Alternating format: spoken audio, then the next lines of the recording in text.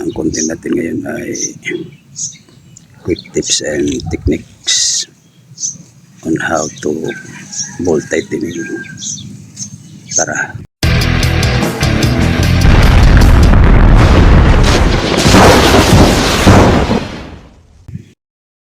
So, bolt tightening sequence.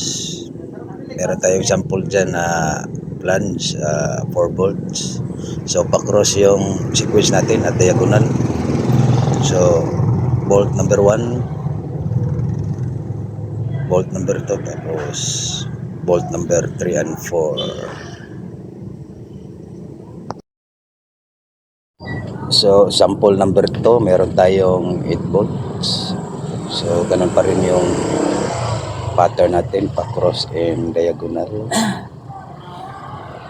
5 and 6 diagonal, 7 and 8.